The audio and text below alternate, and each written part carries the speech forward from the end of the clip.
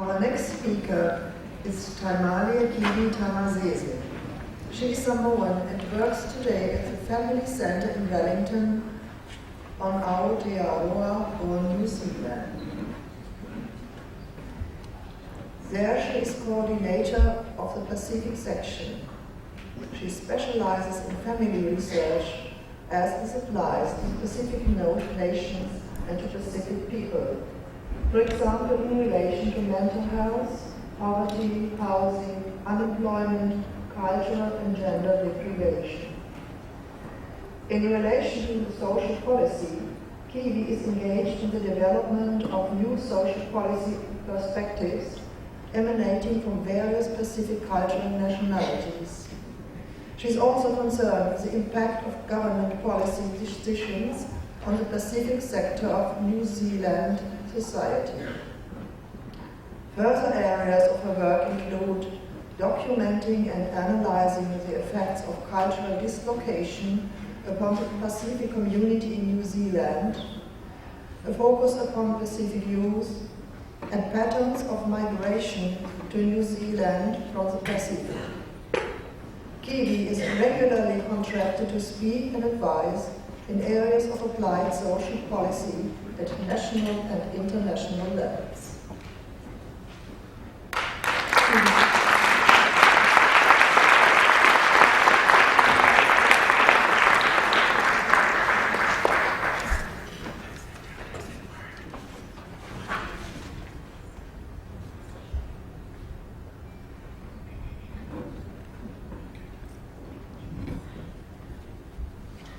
Taia mai a whewhea e o whaatulo le paia la simbasi o whaatasi mai. I le paia o tangata lo e le nei tā lo whalama. I le lau e le e o mo whai o na tātou whaatasi ai, whaatau whaat. E whaatulo i o na sā no na whaina. I he uma o whaatasi mai a ni matamata mai a tumutu o malawa le pasane. Greeting, of course, firstly, the peoples of the land on whom we meet. Much greetings to all of you, the peoples of this land on whom we meet each other today. Secondly, of course, greeting each and every one of you who bring your own stories of the families and the peoples from whom you come. Greeting each and every one of you who are thinking about these kinds of issues of how do we restore societies that would have as its base elements a fair redistribution of resources, a place of dignity for women and powerful women, and a place of honor for men. How do we generate the next generation embedded on those kinds of values? So greeting each and every one of you. For those of you who are peoples of the different lands, much greeting to you. I bring with me love and greetings to you and your communities from our own peoples in Samoa and in Aotearoa.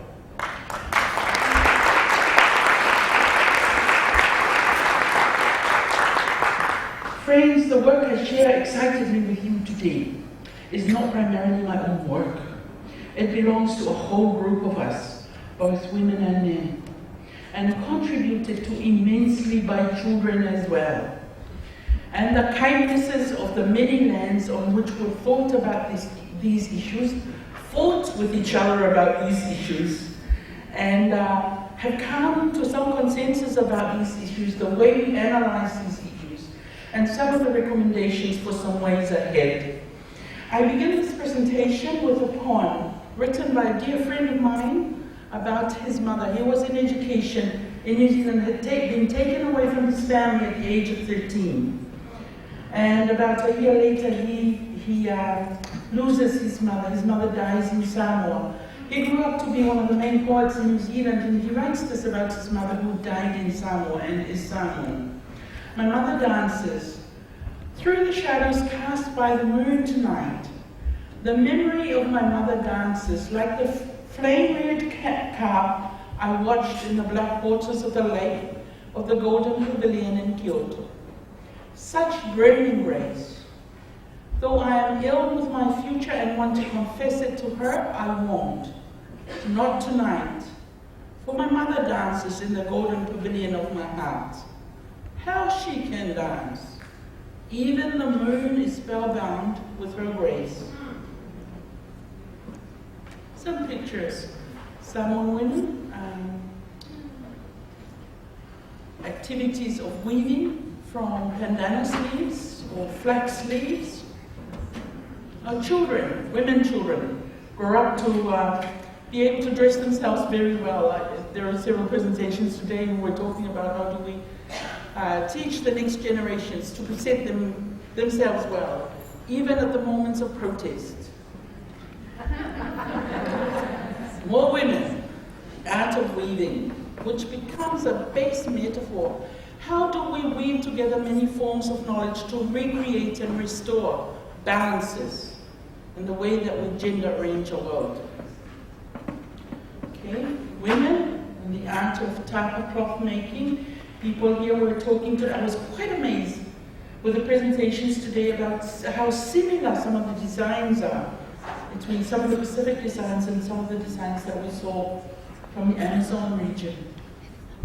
Okay, for us, we're starting to think about this whole concept of gender culture, and to say that each of our cultures would have its own gender cultural arrangement. Now, this is a concept that we've come to at this point of time, trying to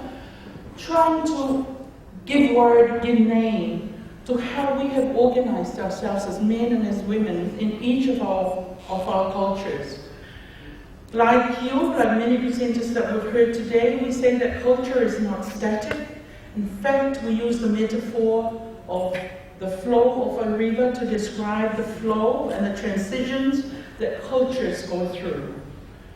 My friends, as you well know, cultures are interrupted by either colonization, education, religion. Cultures may be interrupted by some internal forces within itself. It also might be interrupted by external forces, as the three here point to.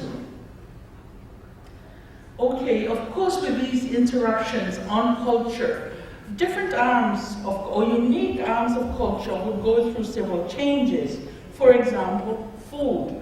Food in Samoa in 2005 may have similar elements to food of Samoa in 1905, but there are big changes as well. If we look at the area, the arm of culture of housing, okay, or clothing, for example, we will see some changes.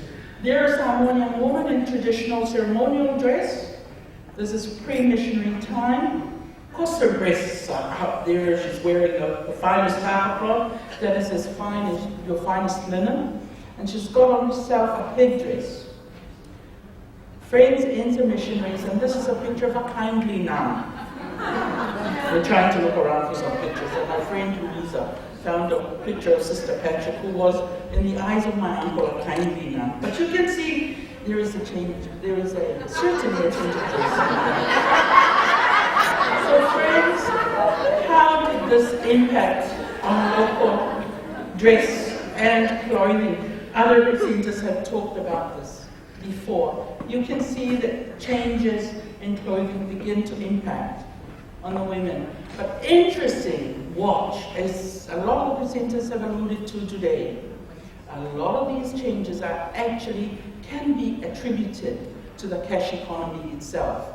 The marriage between the cash economy and theology was quite powerful in the changes that Pacific cultures had to go through. Friends, watch the white dress. Okay, that's how women dress now, usually covered from shoulders right down, in traditional wear, in indigenous wear now with our women, now that we dress ourselves in cotton. Pre-missionary, we used to dress ourselves in fine mats, finest mat you can find. You can even wonder how they could have woven such fineries. And in tapa cloth, which is the bark of a mulberry tree that people used to beat, extend, layer upon layer of each other, and then you put designs on, and that's how we used to dress ourselves. And of course, this is how we're dressing ourselves at the moment. Okay, if you look at the Ama culture as housing, you can see that our traditional architecture was basically circular and or oval. Okay, the roofing was actually thatched. Very complicated form of architecture. In fact, the first time it's been committed to architectural drawing was 3 years ago, when we needed to rebuild Samoan architectural design. We had to find a Samoan architect to commit to architectural design. These are some of the choices that we make along the way. Might I introduce the notion that we are not passive passengers of cultures, that we make choices, as a lot of the speakers have spoken about today. We make choices about what elements of our cultures we take into the future and which elements we drop off. Okay, I think one of the wise women here, elder women, was speaking about the power that we have. Might I also introduce this notion? Let it be the inhabitants of a culture to make that kind of choice.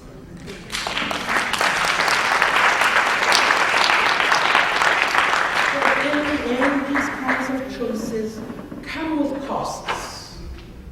The choice to have changed clothing from mulberry bark to cotton now has come with huge costs.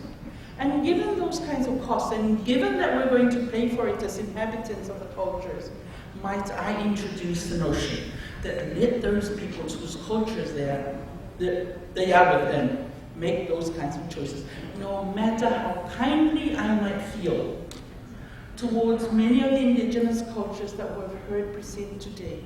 At the end of the day, I will go back to Samoa, and I will live there.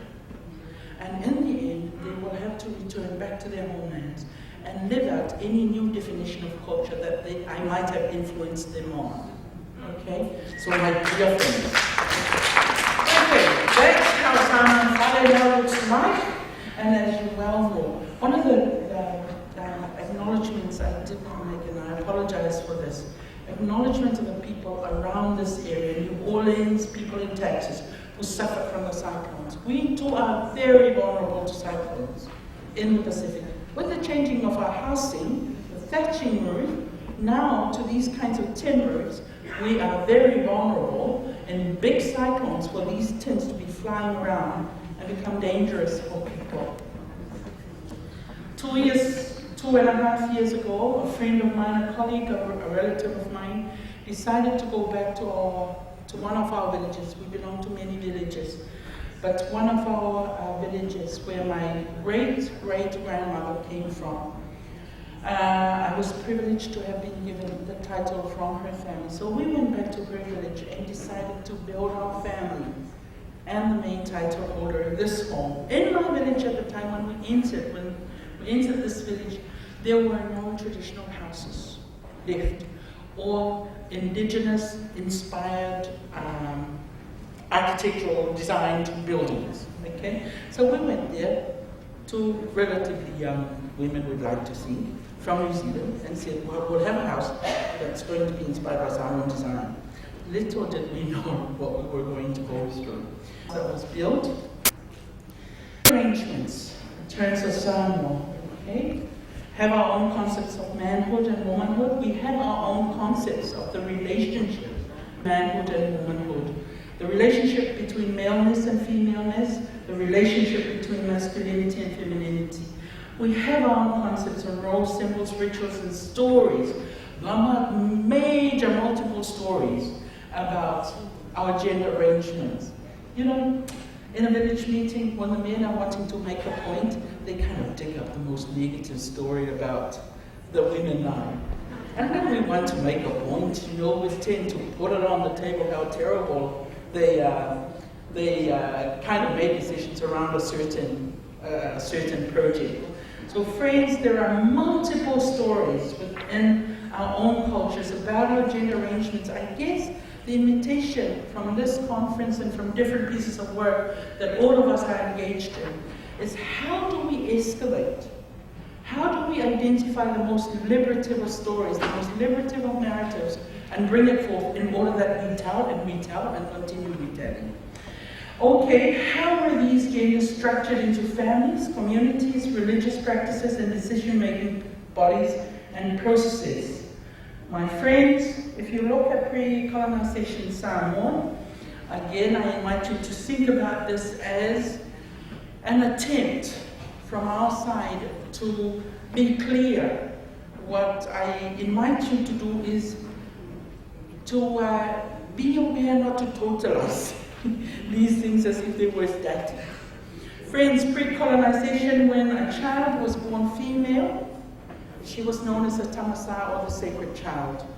When a child was born male, he would be known as the male child, or Tamatani. The primary familial relationship in Samoa is not between parents and children, as in some cultures, or between grandparents and grandchildren, as in other cultures. It is actually between the brother and the sister. The relationship between the brother and sister is called the Fatima, or the covenant. Okay? The woman holds the concept. She is titled the Fatima. The woman child holds the title as the Fatima. As Fatima, this woman child has the power of blessing and cursing. Okay? And her brother would look to her as his covenant and would serve his sister throughout her life and intergenerationally with her children. Okay? So, in a Samoan familial relationship, although I might be married to male A, at the end of the day, his primary loyalty is to his sister. And that's in my marriage, as a married person into this family, I have to work in ways that I am honoring of that relationship. Likewise myself, my brother or my male family members will always look to me to ensure that I am represented to my husband and his family as best as they could have me represented. And this goes on throughout my life and throughout the life of my lineage. Okay, friends, 1830, between 1830 and 1845, missionaries came. I'm sure they also came to your land. Some of us might be products of these missionaries, running around. But friends, missionaries came to Samoa primarily from the UK, and they were Catholic, primarily from France. And they carried with them Western European defined patriarchal values and thoughts and arrangements, okay? They brought with them their own cultural values and beliefs. They brought their own structures and their own gender arrangements from the West. Simply put, I haven't got a board right now, but they brought with them gender arrangements. If you look at the gender arrangement at Samoa pre-colonization, you would say that there is the brother, there is the sister. The gender arrangement is a covenantal relationship. Okay? When the missionaries came in, it was basically, if you look at what was available as a gender arrangement definition from the countries that they came from, it was basically men or women, simplistically put, but that's how it was. Okay, so these missionaries came into Samoa where the covenantal relationship was between brother and sister. They found this quite pagan.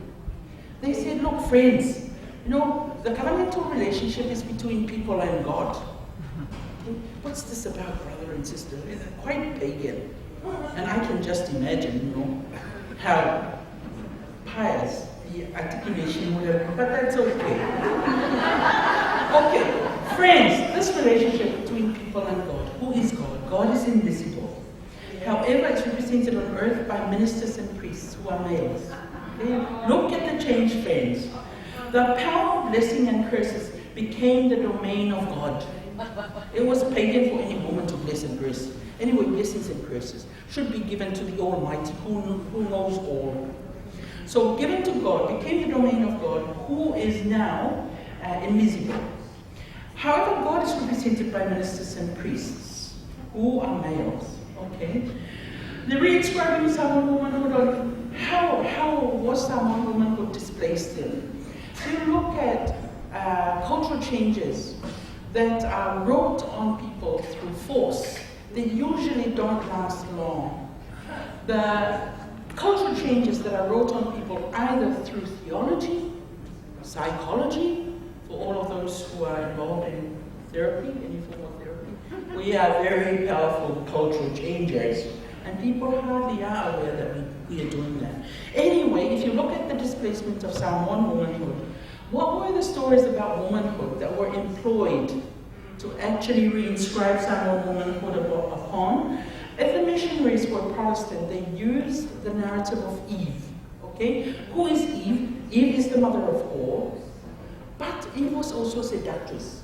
Remember, she was the one who had this apple, who kind of tempted Adam with the apple. And Adam, was quite passive. He just ate the apple. In telling the story to Aboriginal women, I was saying, look, the snake told Eve that there was this apple and she would tempt Adam with the apple. The Aboriginal men said, well, friend, that Adam, if that Adam were Aboriginal, Australian Aboriginal, they would have eaten the snake, not the apple.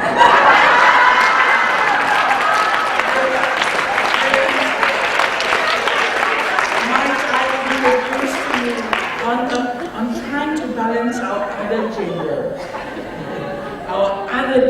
the male gender. In other cultures, they're quite liberated, friends. Anyway, Mary. If the missionaries were Catholic, what was the story that they employed to reinscribe Samoan womanhood upon? It was the story of Mary. Who is Mary? She is the mother, again a mother of all, but also again the virginal mother. She never had sex with, whoever she was pregnant from. It was never quite Joseph. And might I introduce myself as a deep Catholic believer who's trying to liberate Mary and myself from all of this. Anyway, friends.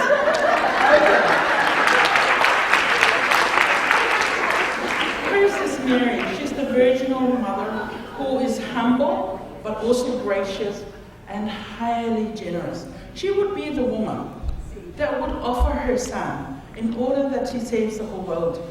She would be the kind of woman who is pictorially represented as kneeling before the cross. Now, I can't imagine a Samoan mother kneeling before a cross and saying, take my son for the whole world.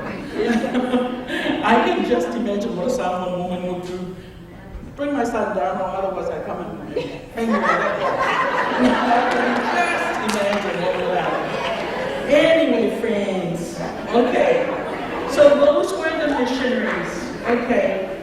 Next to the missionaries, quite close, if not at the same time, was the traders period. Okay. Now this is when international histories become very linked.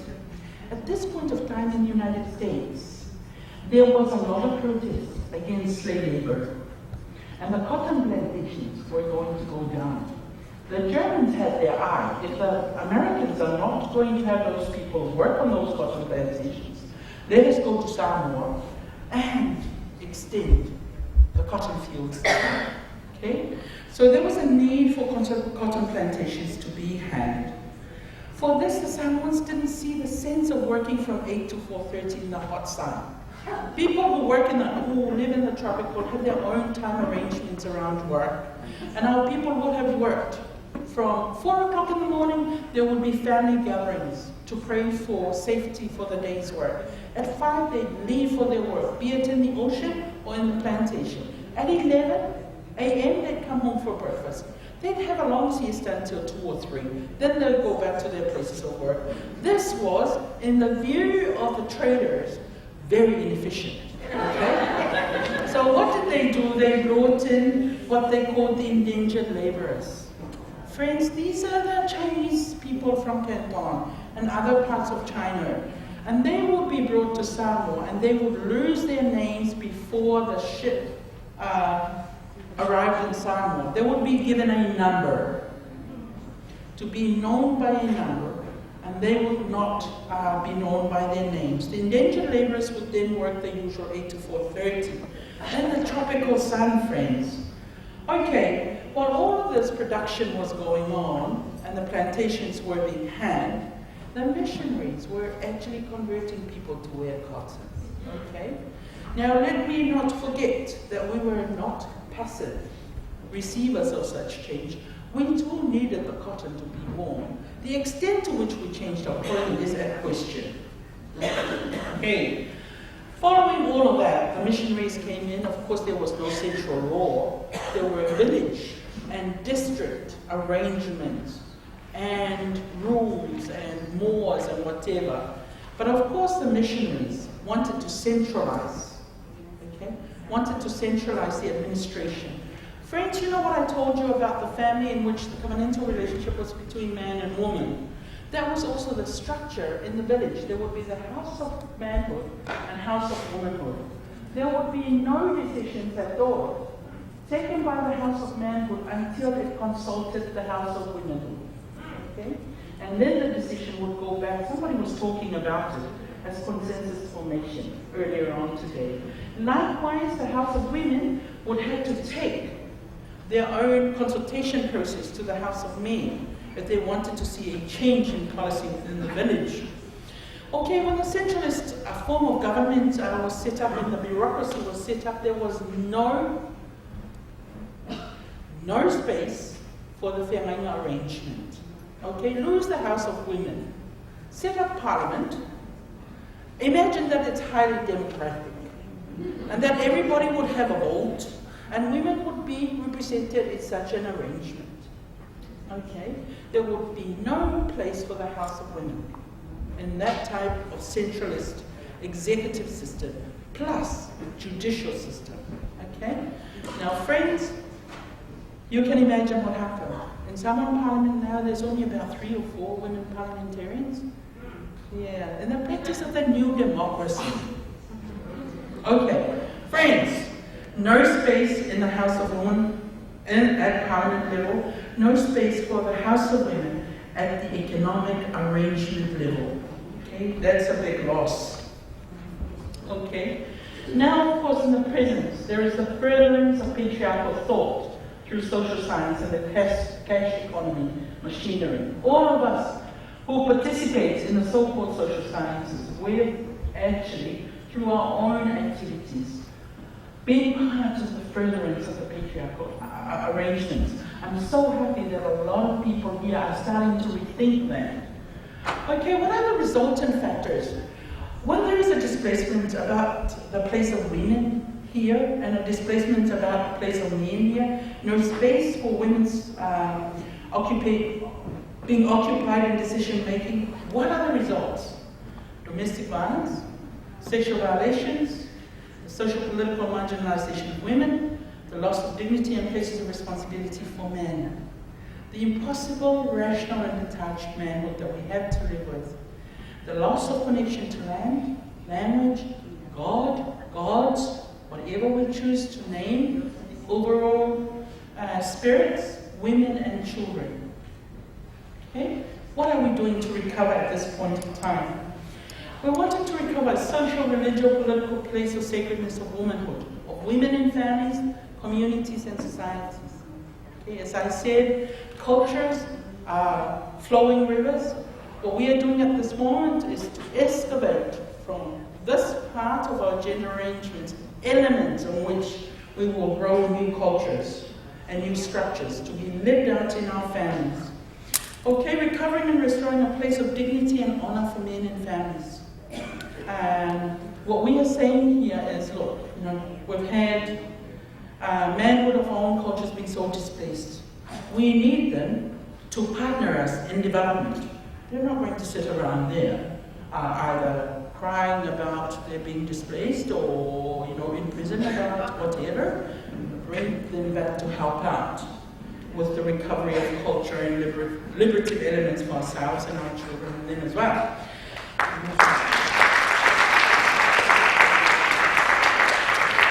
Okay, what are the implications for therapy, community development, social policy agencies and structures? Okay, always to be attentive to issues of power differences between men and women, developing an awareness of womanhood and manhood and relationships of oppression, recognition of the different responsibilities for ending domination, and recovery of sacred and equitable relationships. Excavation of cultural liberative gender arrangements to build new relationships and structures on. Friends, I think we have to go into our talking session. So if you want to know some more, I'm more than willing. Okay, how have we done this? We are deliberately doing this to organizational structures. We have what we call an accountability mechanism that we are promoting to each and every structure that we come to. Community development agencies, social services delivery agencies, social policy agencies. We are saying on matters of gender, the organizations need to be directly accountable to the women members of that agency. Why? Because we see people know what it is, know the types of arrangements that will bring back some liberative living out of the work of the agency. On matters of culture, the work of the agency needs to be made accountable with processes to indigenous peoples and peoples of marginated cultures. That's another workshop. Friends,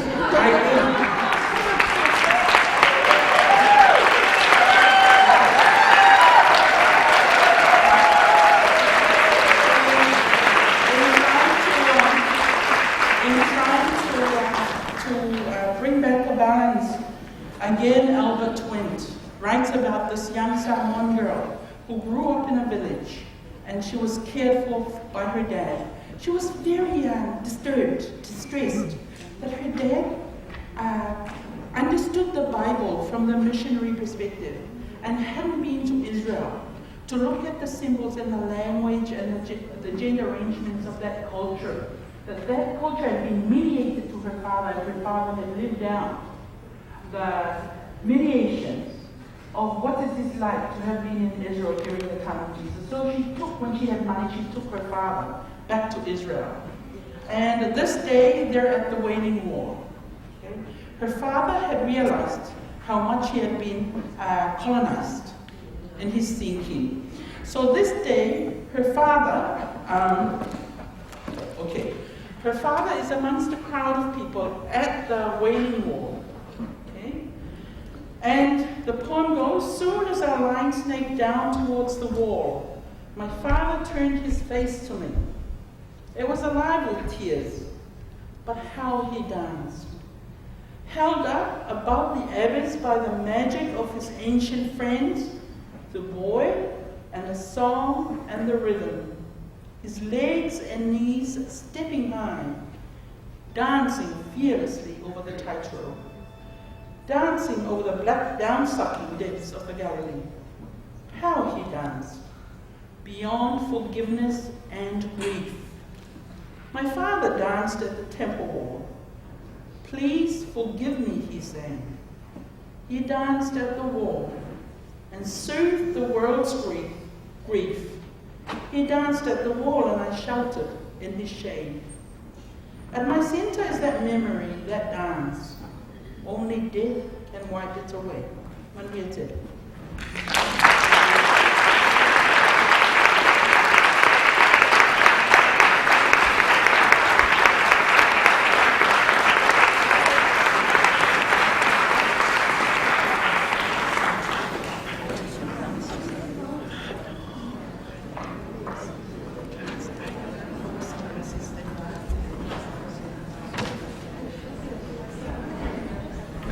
Thank you so much, Kiwi.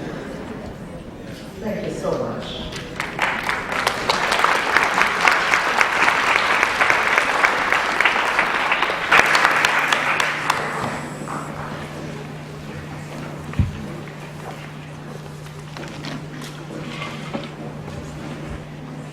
Thank you so much, Elaine.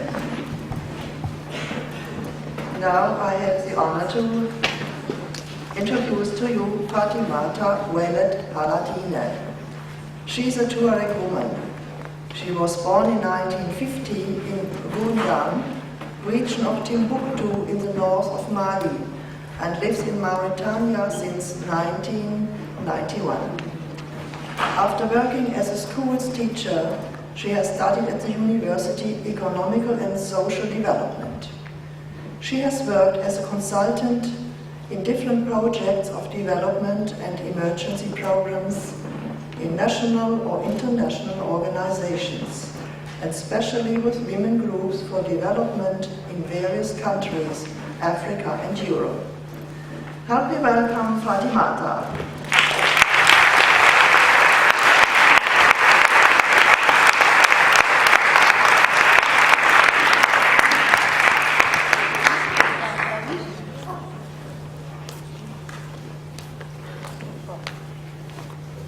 I am sorry.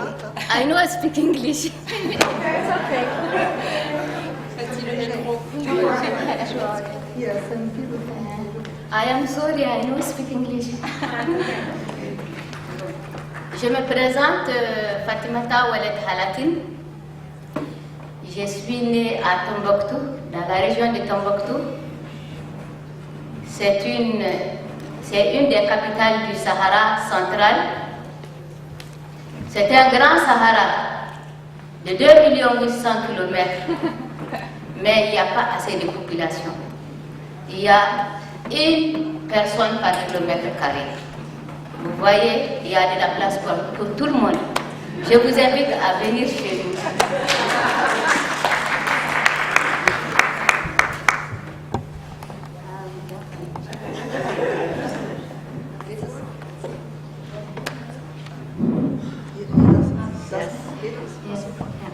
First of all, I would like to say I'm not a professional translator.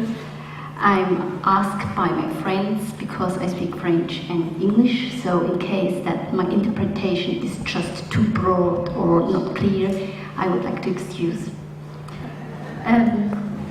Fatima, she presents herself. Fatima Welet-Halatine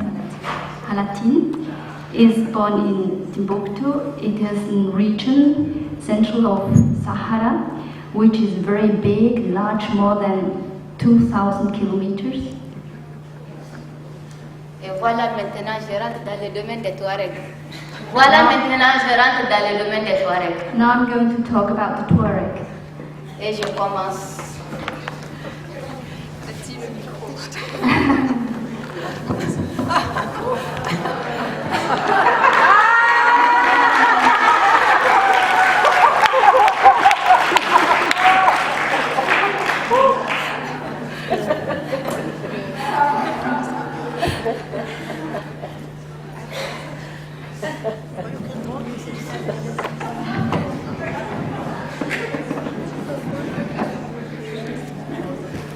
Bon, vous savez pourquoi je me suis couchée? Do you know why I'm lying down?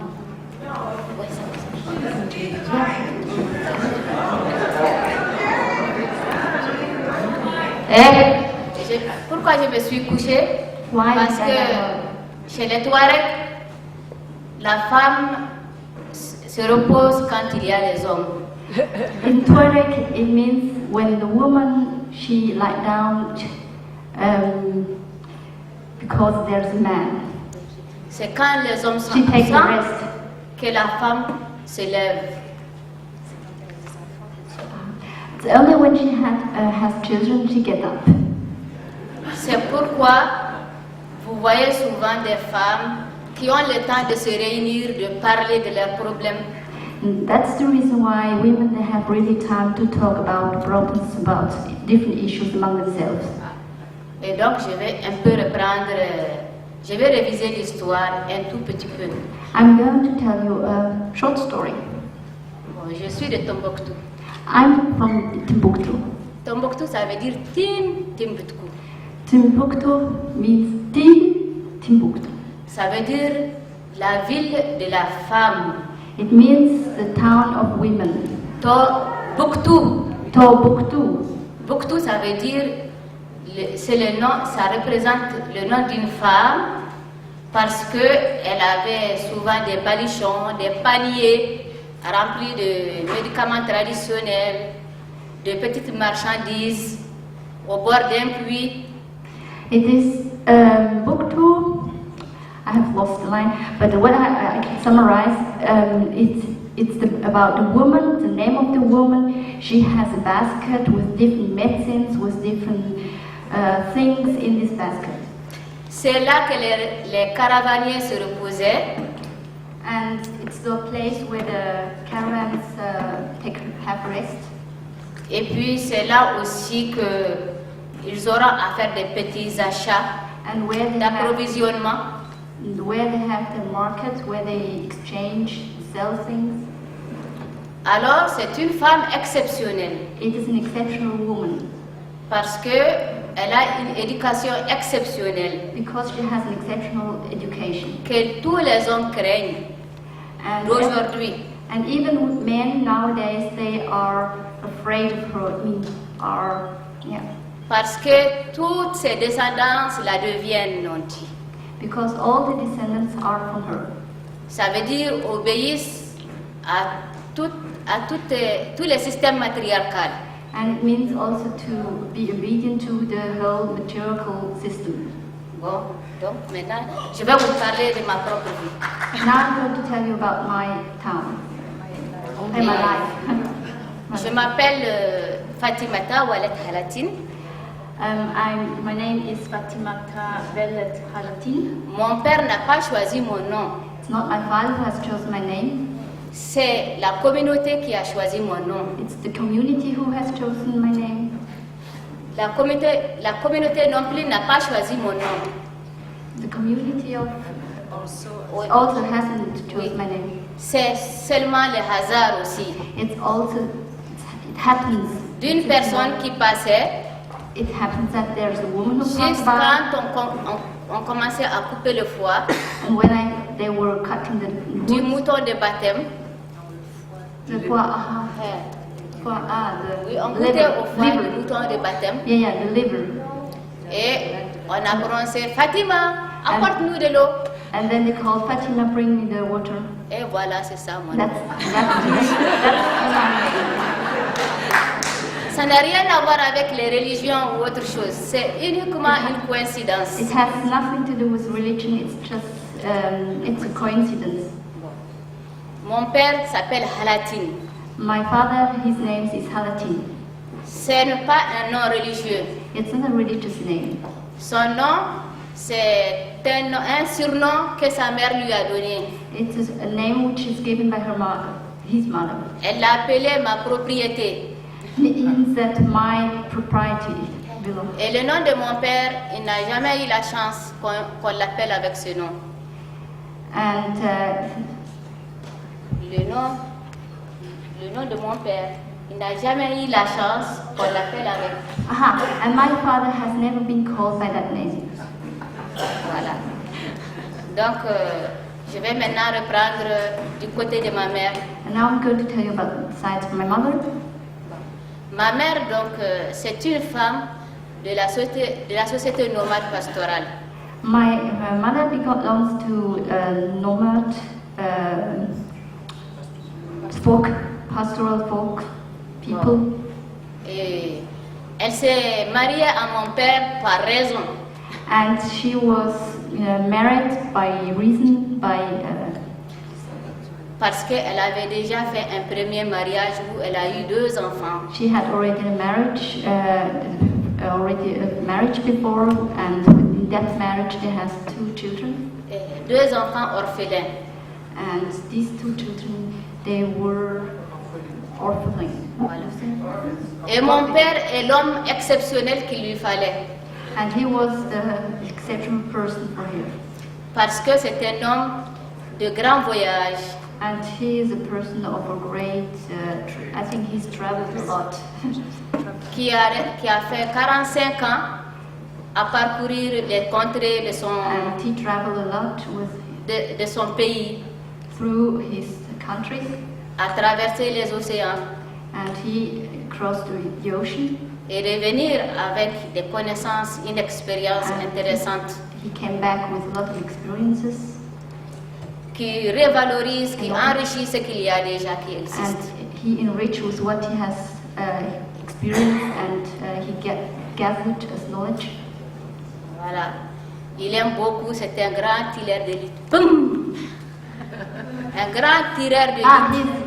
He liked shooting. He is a good shooter. Sa renommée, elle couvre l'Aïr, And he was very famous les for régions that des Touaregs. among the Tuaregs. Voilà. Mais il est exceptionnel encore. But he was more exceptional. Il est très généreux. He was very generous.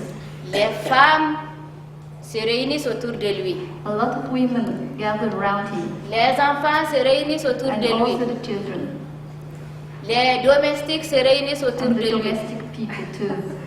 Il est comme un morceau de sucre He was like a sugar in pour that. les magnans. Les magnans, ce sont les fourmis. He is comparable with the sugar for the pumi. Ants, yes, good ants. Voilà. Bon, ma mère, quand elle est venue chez mon père, When she came to her, my mother, when she met him, elle est très fière d'elle. she was very proud of him Elle est venue avec plein de richesses herself. pour What ne she was pas proud dépendre, of, pour ne pas dépendre de mon père. because she's not dependent on him. Elle a amené 200 vaches. She came along with 200 cows, Elle a amené une tente. and she came with a tent. Elle a apporté des lits, un lit, And she brought in a lot of bed un coussin. and a cushion. Elle a apporté un bœuf pour le voyage. And Son bœuf de male, voyage. and how do you say male cow now? A bull, yes, a bull. And this bull is for carrying things, Tout pour être indépendante. and to remain independent. Elle gère son bien. And she managed very well. Elle gère le bien de ses enfants qui sont orphelins. And also the children who are orphans. Et mon père doit fermer les yeux, il ne doit pas regarder. And my father just closed the eyes. He didn't have to make. Voilà, ça ne lui empêche pas d'apporter un gibier. He is not. He had not to bring.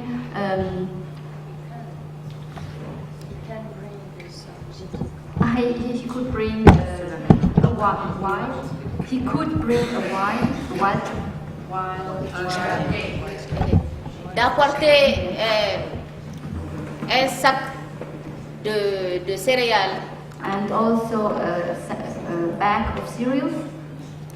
Et s'il voyage notamment, il peut apporter des jolies choses de la ville, des cadeaux pour les enfants, pour sa femme, pour tout le Of course, monde. when he's on his trips, he brings home a lot of presents for his children, for the wife.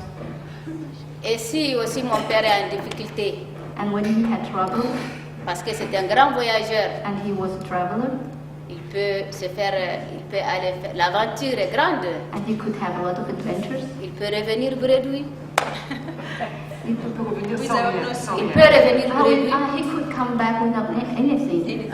Et ma mère, elle va vendre 3, 4, 5 vaches. Because my mother, she could buy. Elle va lui vendre. Elle va lui donner. Because my mother, she could give away the cows. Et pour la subsistance de la famille, en attendant qu'il se rétablisse. And she could make sure the existence of the family while he was on his trip. Et je reprends du côté de ma lignée maternelle. And I will I'm going to talk about the lineage of maternal. J'ai 2 lignées maternelles. I have Two lignées. 2 lines, matrilineal lines. La lignée maternelle de mon père, I have the matrilineal side of my father la lignée maternelle de ma mère. and the matrilineal line of my mother. Je dois connaître les 2 lignées de la même I manière have to know both sides parce que ça m'enrichit. because it's an enrichment for me. Voilà, puis je connais mes générations. And it's good. It's important to know the generations, my C'est generation. comme un territoire pour un électeur. And it is a huge territorium. I could speeches on it. Voilà. Je peux voyager sécurisé. I could travel in security. Il suffit de connaître sa généalogie. It's very important to know who is related to oneself. Voilà. Maintenant, je veux, si vous voulez, je peux être bref. Si vous voulez, je continue. Qu'est-ce que vous voulez I décider? could be short, but it depends on you. I could go on telling you it's not we have democracy here. Votez, votez, votez. Now you have to vote.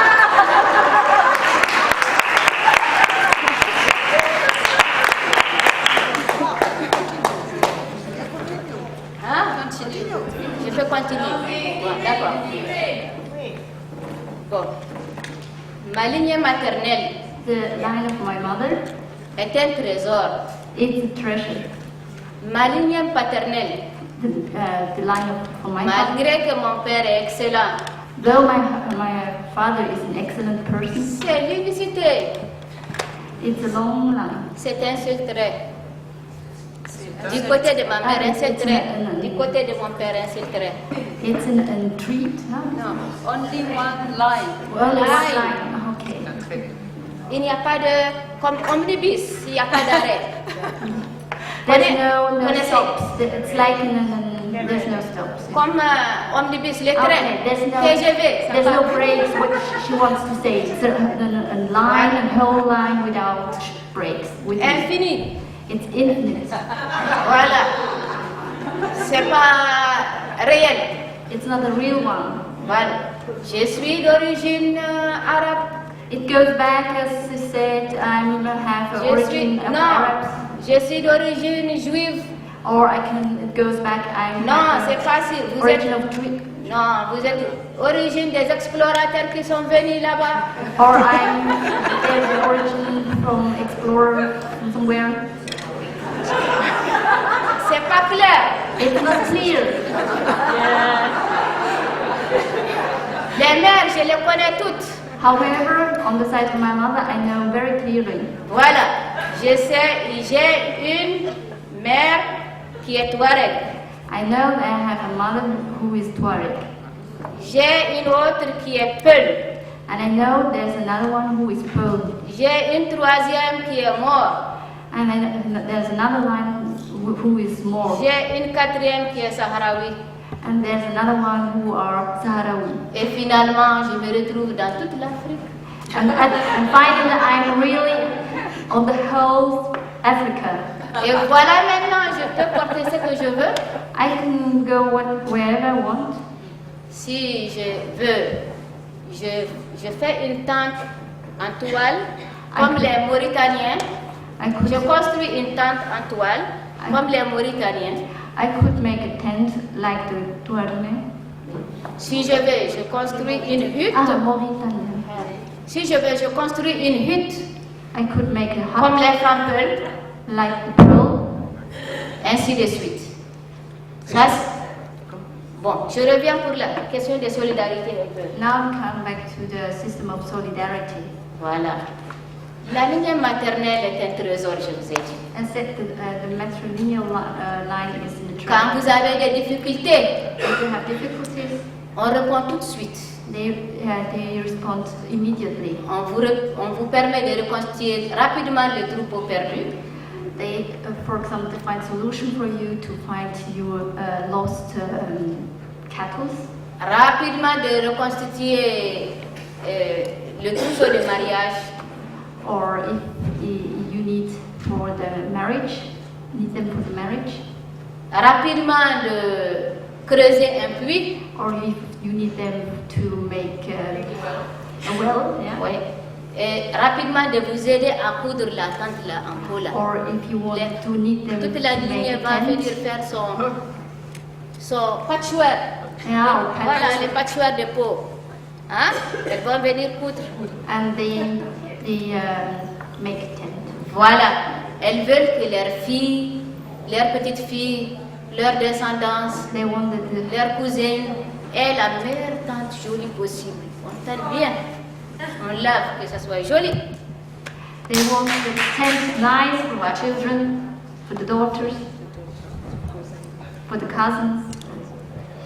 Et concernant maintenant les rapports hommes-femmes, Now about the relationship between coudre les habits de ses parents, for her parents, elle doit faire sa tente, and then she has to make her tent, elle doit aller à la cueillette pour cueillir les plantes médicinales. and then she has to get plans for the medical treatments. C'est pour cela ma mère, elle connaît presque beaucoup de choses. And that's the reason why my mother, she knows a lot of things. 200, toutes les espèces du Sahara, presque sur 100 et quelques espèces, elle connaît la fonction. She knows all these plants, Oui, how they la racine, à quoi elle peut servir, la tige, la feuille, la fleur. all the flowers, plants, Voilà. Elle sait où se trouve chaque catégorie de plantes. and she knows where to find them. Voilà. Et donc, pour ne pas être très longue, je vais revenir sur autre chose et après nous allons continuer sur un autre thème. Je vais encore parler d'autre chose. Par exemple, je reviens sur les rapports hommes-femmes. Vous savez, les rapports sont très étroits The relationship is straight between women and men parce que la femme, Touareg, elle choisit son mari. because the woman, she has chosen her husband. Que les parents lui fassent des propositions, Whatever the parents propose, c'est consultatif seulement. they are only consultative.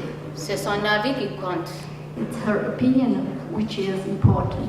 Voilà, mais donc si elle est déçue par le mari, How if she is disappointed about him, about her husband, elle trouvera le moyen de le quitter rapidement she could leave him easily parce qu'elle est protégée.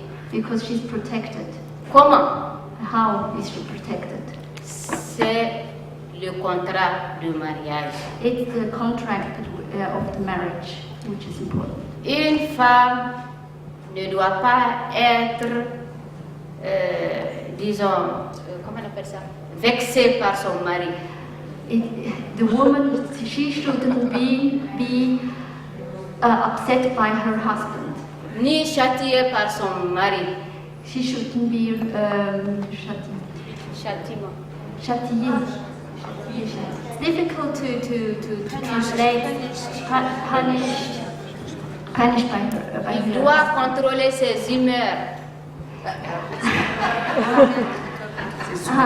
He has to control his character himself. Ce matin, j'ai pleuré, personne ne sait. This morning I cried, nobody knows. Parce qu'il n'y a pas d'homme Touareg ici, sinon ils vont dire ah, Because there's no Tuareg many, otherwise they know if there were some Tuaregs many, they would know that, they would notice that I had cried this morning. sinon ça sera grave. And it would be a big story about it. La relation est très importante. The relationship is very important. Je vais vous dire, comment on appelle ça, un dicton simple. Je vais- I'm going to tell you a saying. C'est entre les deux sourcils que se mirent les hommes Touareg It's et between la femme. between those here, how to say that? Eyebrows, which are the men of reflected. C'est entre les deux sourcils que la mère tape son fils du petit doigt, du bout de It's between l'index. the eyebrows that the mother can tick on the front of her child. C'est entre les deux sourcils que la mère reconnaît son enfant. And it wins her eyebrows, she can recognize her child. Bon, il y a toute l'affectivité, le respect de la personnalité. There's all these affections, Et c'est là la faiblesse des Touaregs. and there is the weak point of the Tuareg. Voilà. Parce que pour les Touaregs, Because for the Tuareg, bon, il adore quoi? Son enfant. They love the children. Il est jaloux de quoi? De sa femme. They are jealous because of woman, Il est jaloux de quoi? De sa femme. of his Il est- wife. Ouais. Et il aime quoi? And what Sa does he monture. like? What does he like? Pour voyager loin. Oh God. Voilà.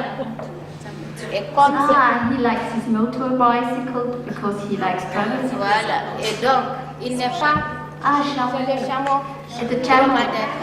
Camel. Voilà.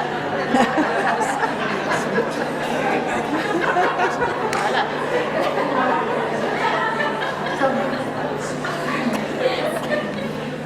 Il n'attend pas que sa femme lui dise aussi de partir. He wouldn't say that his wife would say, just go. Il regarde entre les sourcils. He looks with the eyebrows.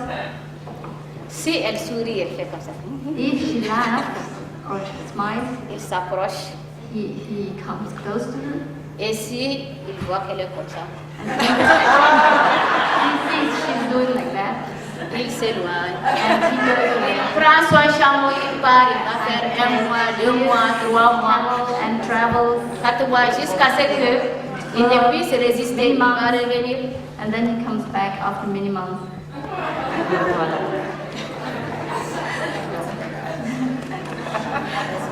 C'est compris.